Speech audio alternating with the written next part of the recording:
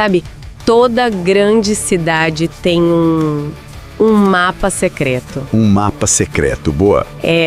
Não é aquele mapa das ruas, do metrô, mas um mapa feito de histórias, de sussurros, assim.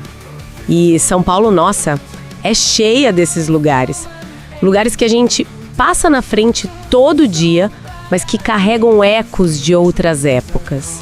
Hoje, a gente vai tentar decifrar um pouco desse mapa, mergulhando numa lista de locais paulistanos famosos, não só pela história oficial, mas pelas lendas que dizem assombram suas paredes. Exato.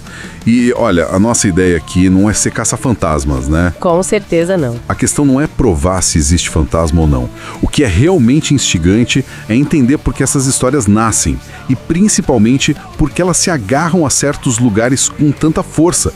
É como se alguns prédios e ruas tivessem uma memória própria, sabe? E é essa memória que a gente vai explorar hoje. Perfeito. Então vamos começar pelo caso que talvez seja o mais pesado e conhecido de todos, o edifício Joelma. Sem dúvida. A maioria das pessoas, claro, conhece a tragédia, o incêndio terrível de 1974. Mas o que as fontes mostram é que a lenda que veio depois é quase tão forte quanto o fato. Falam muito em gritos, aparições nas escadarias.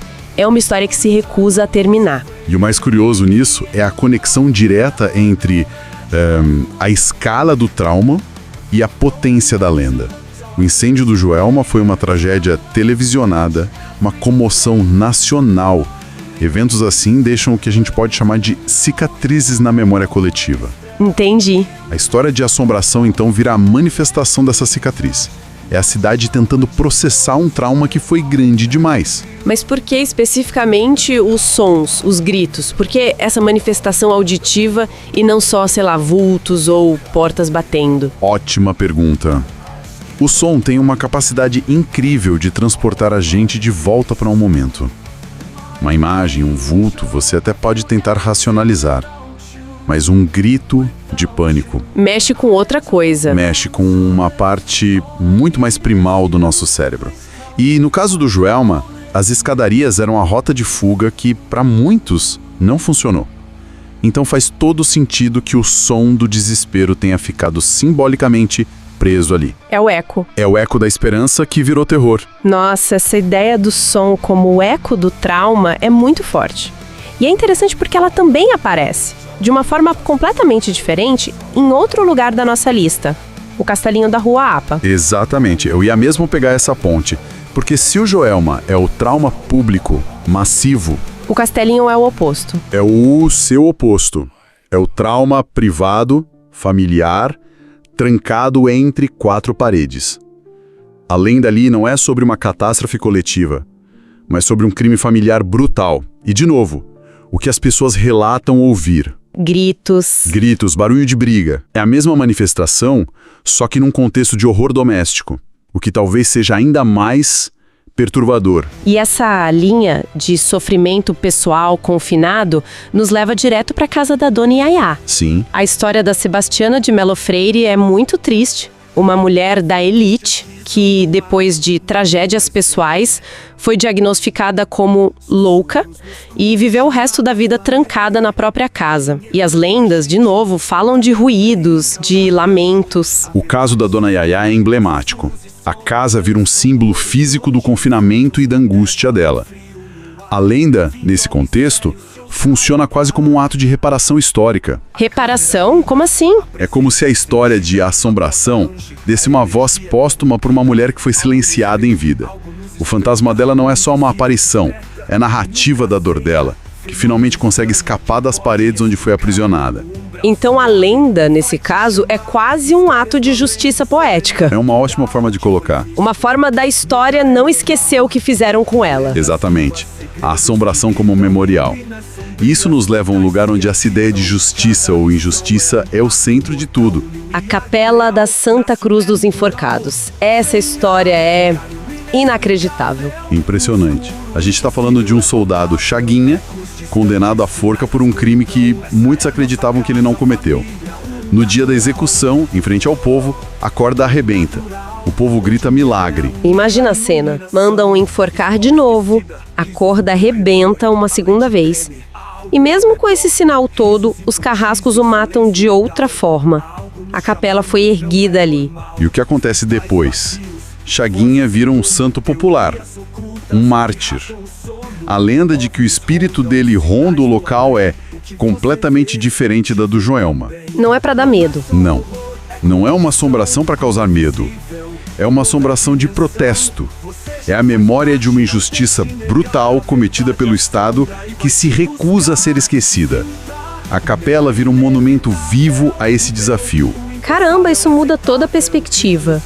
O fantasma dele não é pra assustar. Não. É pra lembrar as pessoas de uma injustiça. É uma assombração política. Exatamente. E partindo do poder do Estado, para, digamos, o poder do conhecimento, a gente chega num lugar igualmente antigo e imponente. A Faculdade de Direito do Largo São Francisco. Isso. Um lugar com mais de um século de história. As lendas ali falam de vozes nos corredores e geralmente associam a figura de um professor famoso, o Julius Frank. Certo. E assim, eu entendo a ideia do espírito da instituição, do peso da história. Mas sendo um pouco cética, não poderia ser só um prédio antigo, grande e barulhento, o que eleva um corredor com eco ao status de lenda sobre um professor específico. Esse é o ponto-chave. Todo prédio antigo tem seus ruídos, mas num lugar como a Faculdade de Direito, que formou presidentes, juristas, poetas, ali existe uma carga simbólica imensa. Com certeza. As pessoas que passam por ali sentem o peso dessa tradição. A figura do fantasma do professor Frank funciona como uma personificação disso. Não é só um barulho, é o espírito do saber. É a tradição que literalmente ainda caminha por aqueles corredores. A lenda dá um rosto, um nome. Exato, dá um rosto a um sentimento abstrato de reverência e história. Faz sentido. A lenda organiza uma sensação que já está no ar. Agora, saindo um pouco desse mundo de ideias, as fontes nos levam para lugares que lidam com a passagem final. E o primeiro tem um nome que, olha, só o nome já dá um arrepio. O Túnel dos Mortos. Arrepia mesmo. E o fascinante nesse túnel é que ele não precisou de uma grande tragédia única, que nem o Joelma. A própria função dele já era a história de terror. O cotidiano dele. O cotidiano. Ele ligava um hospital a um necrotério. Era o caminho final, repetido dia após dia, ano após ano. Lugares de transição, especialmente entre a vida e a morte, são um terreno incrivelmente fértil para o imaginário. A própria rotina do túnel, essa passagem constante e silenciosa, foi o que o assombrou. De uma transição tão pragmática e sombria, a gente vai para outra muito mais poética. A Figueira das Lágrimas, no Ipiranga. Uma árvore centenária que servia como ponto de despedida para as famílias dos soldados que iam para a Guerra do Paraguai. Muitos nunca mais voltaram. Exato. E aqui a gente vê um tipo bem diferente de assombração. Não é um fantasma específico. Não é o soldado José que aparece ali. A lenda diz que os lamentos das despedidas ecoam no lugar. Então o que assombra a figueira é um sentimento. É um sentimento. É a saudade, a dor da separação, a angústia da espera. A árvore se tornou um monumento vivo, um guardião da dor coletiva daquelas famílias.